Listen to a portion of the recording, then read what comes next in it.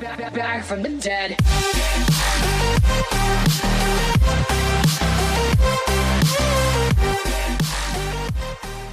Ladies and gentlemen, my name is Mickey C and welcome to another League of Legends video, and today I'm going to be showing you guys a Korean one-trick HECARIM jungle player. He's currently got a 71% win rate on HECARIM and he is in Diamond 1 with a 69% win rate overall. He's played 114 games on HECARIM and his next highest played champion is only Graves with 8 games. Okay, now let's start talking about his build, and we'll start with runes and mastery. So his mastery page is pretty standard for a jungle HECARIM player. He's got 12 points in ferocity and 18 points in resolve. You can just pause the video and copy this mastery page if you want to. His keystone mastery is strength of the ages, which is once again is pretty standard. For his rune page though, it's a bit different. It's a bit all over the place. He's got flat armor penetration reds, flat armor yellows, and for blues it's a bit different. He's got 5 scaling magic resist blues and then 5 flat magic resist blues. His quintances, he's got 3 different quints.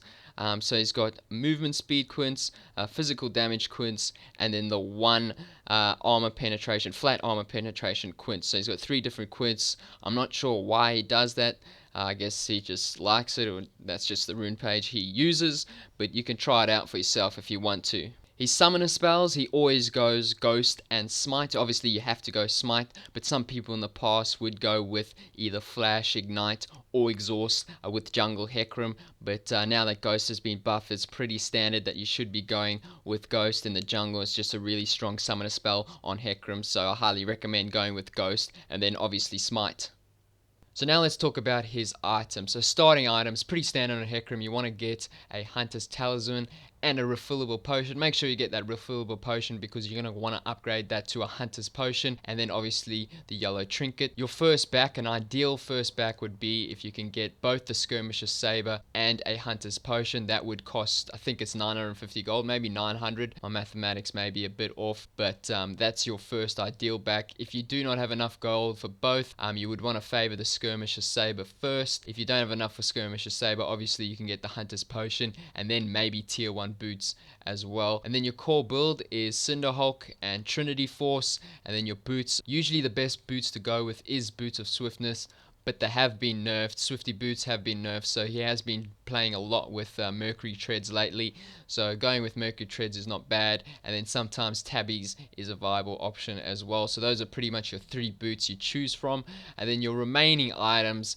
you want to go full tank pretty much for the most cases. So against magic damage, you want to get a Spirit Visage or maybe a Maul of Malmortius. The other option is a Banshee's Veil, but for the most part, pretty much in every situation, you want to get a Spirit Visage, but you can get a Maul of Malmortius instead. And then against armor, you've got your standard options: Frozen Heart, Randuin's Omen, and a Thornmail. So if you want a lot of armor, you obviously get the Thornmail. You want a bit of health, you get the Randuin's Omen, or you're playing against a lot of crit champions such as Yasuo, Trundamere, Tristana, Ashe, etc. Then Frozen Heart if you're playing against a lot of attack speed champions. But those are the 3 armor items you want to get. And then your full build will pretty much be a Cinderhulk, Boots of Swiftness, Trinity Force, Spirit Visage, Frozen Heart, and then maybe a Thornmail.